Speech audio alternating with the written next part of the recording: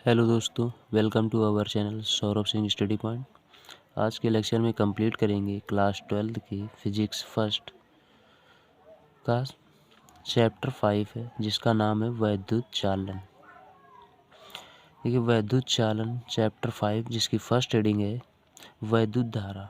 तो यहाँ से समझेंगे वैद्युत धारा क्या होता है।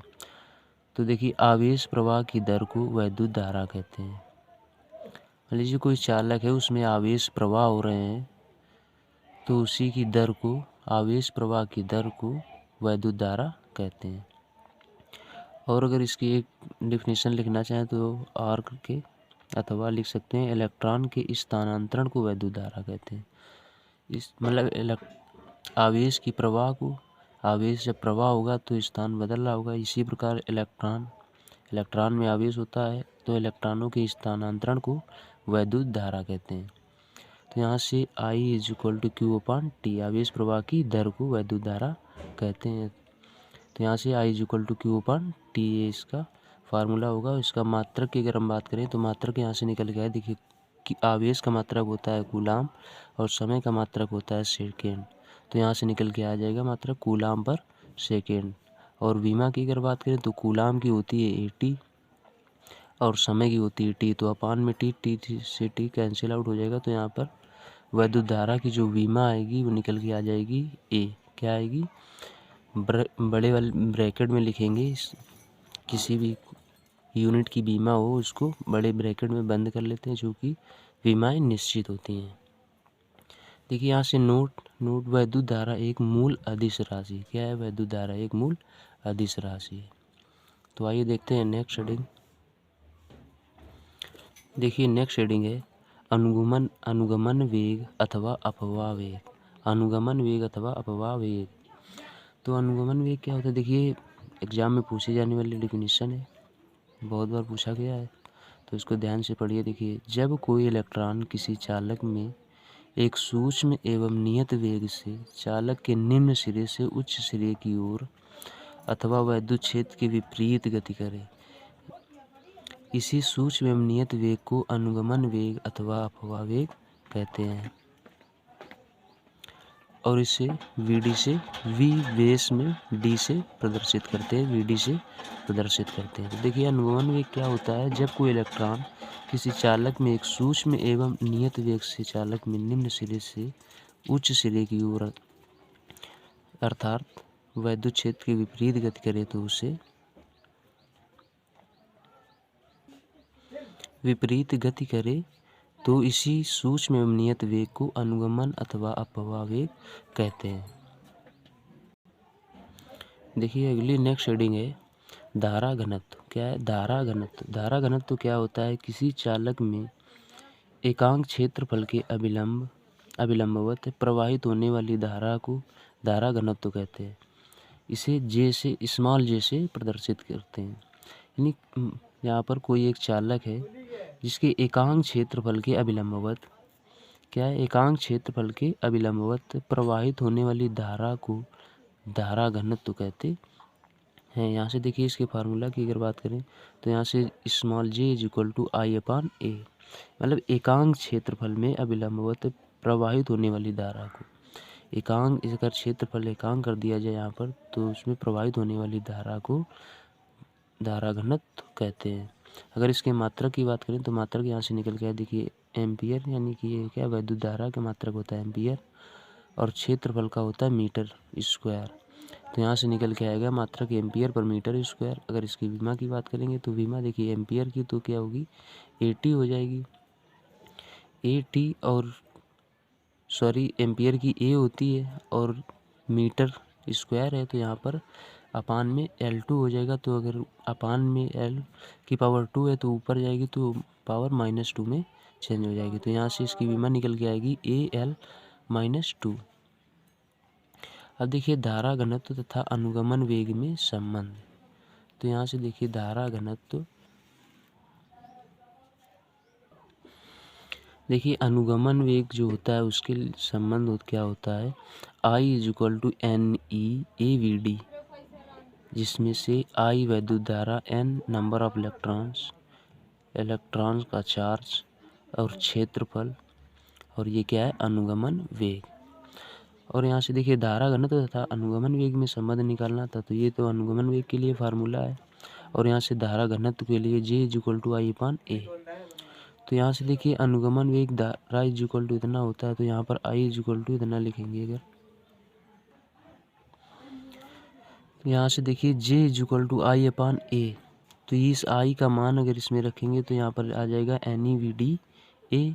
अपान में A चल रहा तो A से A कैंसिल आउट हो जाएगा और यहाँ पर J = NEVD बचेगा। और इसका मात्रक सेम रहेगा, वही जो धारा घनत्व का है, क्योंकि धारा घनत्व के इक्वल में है, तो एम्पियर पर मीटर स्क्वायर। विमा भी सेम रहेगी, AL-2। अब देखिए नेक्स्ट हेडिंग क्या है, यहाँ से देखिए श्रांति काल। क्या है, श्रांति काल। किन्हीं दो क्रमागत इलेक्ट्रॉनों के मध्य टक्कर में लिए गए समय अंतराल को श्रांति काल कहते हैं। मानिए देखिए किन्हीं दो क्रमागत इलेक्ट्रॉनों के मध्य, मतलब कोई दो इलेक्ट्रॉन हैं और उनके मध्य टक्कर हो जाता है, तो उनके टक्कर में लिए गए समय अंतराल को श्रांति काल, उनके बीच जो समय लगता है उसी को श्रांति काल कहते हैं और इसे टाउ से प्रदर्शित करते हैं। देखिए नेक्स्ट अगली हेडिंग है यहाँ से वैद्युत प्रतिरोध। क्या है, वैद्युत प्रतिरोध इम्पोर्टेंट हेडिंग है। यहाँ से देखिए वैद्युत प्रतिरोध किसे कहते हैं, किसी चालक के सिरों के बीच उत्पन्न विभवांतर। क्या है कि किसी चालक के सिरों के बीच उत्पन्न विभवांतर तथा उसमें बहने वाली धारा के अनुपात को वैद्युत प्रतिरोध कहते हैं। इसे कैपिटल R से डिनोट करते हैं। यहाँ से देखिए क्या है कि वैद्युत प्रतिरोध को कैपिटल R से डिनोट करते हैं। तो किसी चालक में उत्पन्न विभवांतर तथा उसमें बहने वाली धारा के अनुपात को वैद्युत प्रतिरोध कहते हैं। इसका मात्रक क्या होगा, यहाँ से देखिए विभव का मात्रक वोल्ट होता है और वैद्युत धारा का मात्रक एम्पियर होता है। तो यहाँ से मात्रक निकल के आएगा वोल्ट पर एम्पियर, या फिर इसको ओम भी कहते हैं। ओम से। और अगर इसके विमा की बात करें तो विमा की बात कर लेते हैं। यहाँ से देखिए वोल्ट, तो विभव की विमा जो होती है वो क्या होती है, ML2 T-3 A-1। क्या होगी, वोल्ट की विमा होगी ML2 T-3 A-1 और एम्पियर की विमा A होगी। तो इस A को जब ऊपर जाएगा तो माइनस में आ जाएगा। ये देखिए नीचे इसमें प्लस की घात है, ऊपर जाएगी माइनस की घात हो जाएगी। तो यहाँ से जो फाइनल विमा निकल के आएगी वैद्युत प्रतिरोध की, वो निकल के आएगी ML2 T-3 A-2। ये इसकी विमा होगी। अगर इसकी शॉर्ट डिफिनीशन लिखना चाहें तो यहाँ से लिख सकते हैं, वैद्युत धारा के मार्ग में आए अवरोध या उत्पन्न अवरोध को वैद्युत प्रतिरोध कहते हैं। इसी देखिए वैद्युत प्रतिरोध, ये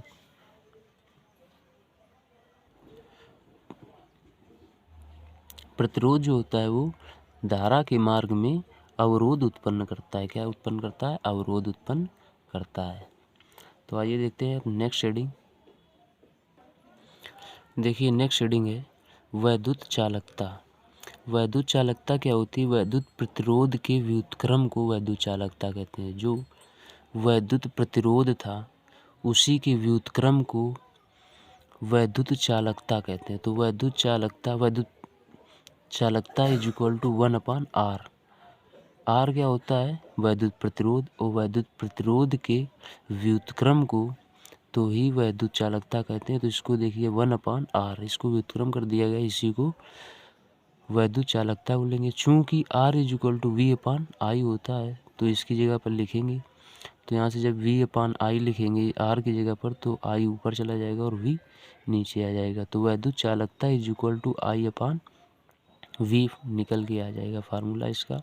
वैद्युत चालकता I/V, और मात्रक की अगर इसकी बात करें तो उसी का व्युत्क्रम हो जाएगा। मात्रक में भी तो एम्पियर पर वोल्ट, और विमा M-1 L-2 T-3 A-2। Sorry ये प्लस का होगा, m-1l-2t+3m+2, ये इसकी विमा होगी। देखिए अगली हेडिंग है विशिष्ट प्रतिरोध। क्या है? विशिष्ट प्रतिरोध। तो यहाँ पर विशिष्ट प्रतिरोध जो होता है वो क्या होता है? किसी चालक के किसी बिंदु के अभिलंबवत, माना कि कोई चालक है, उस चालक के किसी बिंदु के अभिलंबवत उत्पन्न वैद्युत क्षेत्र की तीव्रता तथा धारा घनत्व के अनुपात को विशिष्ट प्रतिरोध कहते हैं। इसे रो से प्रदर्शित करते हैं। तो यहाँ पर देखिए बोला किसी चालक के किसी बिंदु के अभिलंबवत, मान कोई चालक है उसके अभिलंबवत उत्पन्न वैद्युत क्षेत्र, क्या है? उत्पन्न वैद्युत क्षेत्र तथा धारा घनत्व के अनुपात को विशिष्ट प्रतिरोध कहते हैं।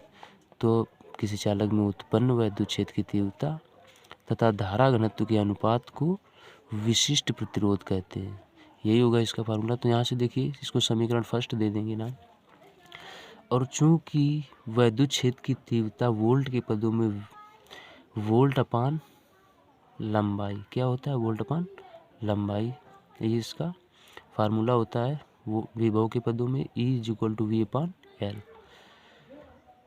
और होता है मतलब धारा घनत्व। तो धारा घनत्व क्या होता है? किसी चालक में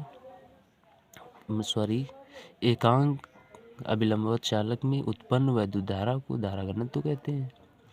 तो यहाँ से J=I/A। तो E तथा J का मान समीकरण 1 में रखने पर, यानी कि वैद्युत क्षेत्र की तीव्रता तथा धारा घनत्व का मान समीकरण 1 में रखने पर, तो यहाँ से देखिए समीकरण 1 में जब इसका मान रखेंगे तो यहाँ से निकल के आ जाएगा ρ=V/L। E की जगह पर रख देंगे V/L और J की जगह पर लिख लेंगे I/A। तो इसका देखिए यहाँ पर मल्टीपल होगा और इसका मध्य पद का मध्य पद में मल्टीपल कराएंगे। तो यहाँ से निकल के आ जाएगा ρ=AV/IL। चूँकि देखिए चूँकि R=V/I, तो इस V और I की जगह पर क्या लिख देंगे? R लिख देंगे। तो यहाँ से जो फाइनल आंसर मेरा निकल के आ जाएगा, क्या निकल के आ जाएगा? इसलिए ρ=RA, चूँकि V/I की जगह पर R लिख देंगे तो RA/L बचेगा। ये इसका फाइनल फार्मूला होगा। यहाँ से देखिए इसका मात्रक, अगर मात्रक की बात करें तो यहाँ से देखिए मात्रक इसका तो ओम हो जाएगा वैद्युत प्रतिरोध का, और इसका मीटर स्क्वायर और लंबाई का मीटर, तो 1 मीटर से 1 मीटर कैंसिल आउट हो जाएगा। तो यहाँ से निकल के आ जाएगा ओम मीटर। क्या आ जाएगा? ओम मीटर। और अगर इसकी विमा की बात करें तो ओम की विमा देखिए क्या होती है? ओम की विमा होती है ml3t-3A-3। क्या होता है? यहाँ से ओम की विमा होती है ml2t-3A-2। और यहाँ पर 1 मीटर और है तो यहाँ पर 1 मीटर की विमा L होगी, तो यहाँ से एक और L ऐड करेंगे तो घात में जुड़ जाएगा। तो यहाँ से निकल के आ जाएगा ml3t-3A-2। अब देखिए इसी के देखिए नोट दिया गया है। नोट क्या होता है? नोट एक ही धातु के विशिष्ट प्रतिरोध सदैव एक समान रहते हैं। मतलब अगर एक ही धातु के विशिष्ट प्रतिरोध सदैव एक समान ही रहते हैं। तो आइए देखते हैं इस चैप्टर की नेक्स्ट और लास्ट हेडिंग। तो गाइस अगर वीडियो पसंद आ रहा हो तो लाइक कीजिएगा, चैनल को सब्सक्राइब कर लें ताकि ऐसे वीडियो अब तक आसानी से पहुंचते रहें, और अपने दोस्तों को भी शेयर कर दिया करें, उनकी भी हेल्प होती रहे। तो आइए समझते हैं विशिष्ट चालकता। क्या समझते हैं? विशिष्ट चालकता। विशिष्ट चालकता क्या होती है? विशिष्ट प्रतिरोध के व्युत्क्रम को विशिष्ट चालकता कहते हैं। इसके पहले देखिए हमने पढ़ा विशिष्ट प्रतिरोध। विशिष्ट प्रतिरोध पढ़ा था क्या? ρ=E/J। E/J जिसका फाइनल फार्मूला निकल के आया था ρ=RA/L। तो यहाँ से देखिए विशिष्ट चालकता, तो विशिष्ट चालकता जो होती है प्रतिरोध के व्युत्क्रम को, विशिष्ट प्रतिरोध के व्युत्क्रम को विशिष्ट चालकता कहते हैं। इसे सिग्मा से प्रदर्शित करते हैं। तो सिग्मा इज इक्वल टू 1/ρ, चूँकि विशिष्ट प्रतिरोध के व्युत्क्रम को, तो इसका ये व्युत्क्रम है। तो सिग्मा इज इक्वल टू 1/ρ, तो सिग्मा इज इक्वल टू, देखिए चूँकि सिग्मा इज इक्वल टू क्या निकला था, RA/L, RA/L। तो इस वाले सिग्मा की जगह पर अगर हम रो की जगह पर RA/L लिखेंगे तो देखिए L ऊपर पहुंच जाएगा और RA नीचे बना रहेगा। यही देखिए इसका आंसर होगा sigma is equal to L/RA। मात्रक ओम इनवर्स, मीटर इनवर्स, और वीमा उसी की व्युत्क्रम हो जाएगी। तो M-1 L-3 T+2 A2, ये इसकी वीमा होगी। नेक्स्ट देखिए वैद्युत शक्ति अथवा सामर्थ्य, इस चैप्टर की लास्ट हेडिंग वैद्युत शक्ति अथवा सामर्थ्य। वैद्युत ऊर्जा की दर को वैद्युत शक्ति अथवा सामर्थ्य कहते हैं। इसे P से प्रदर्शित करते हैं। तो P is equal to W/T। तो वैद्युत ऊर्जा क्या है, यहाँ पर वैद्युत ऊर्जा है W/T, मतलब दर बोल रहा है ना, वैद्युत ऊर्जा की दर को वैद्युत शक्ति अथवा सामर्थ्य कहते हैं। तो W/T, P is equal to W/T इसका फार्मूला होगा। और अगर मात्रक की बात करें तो देखिए यहाँ पर एनर्जी का मात्रक जूल होता है और समय का मात्रक सेकेंड। तो यहाँ से जूल पर सेकेंड। अगर इसकी वीमा की बात करेंगे तो वीमा यहाँ से निकल के आई, जूल की वीमा mL/T-2 होगी, और सेकेंड नीचे तो सेकेंड यानी यहाँ से T चलेगा। यहाँ से देखिए निकालेंगे mL/T-2 और अपान में एक T और बना रहेगा। तो यहाँ से ये T देखिए नीचे प्लस के ऊपर जाएगी तो माइनस की हो जाएगी। तो यहाँ से निकल के आ जाएगा जो फाइनल वीमा यहाँ से निकल गई वैद्युत शक्ति की mL/T-3। तो गाइस आई होप समझ में आ रहा होगा। तो चैनल को सब्सक्राइब करें, वीडियो को लाइक कर दें। मिलते हैं नेक्स्ट लेक्चर में। थैंक यू, जय हिंद।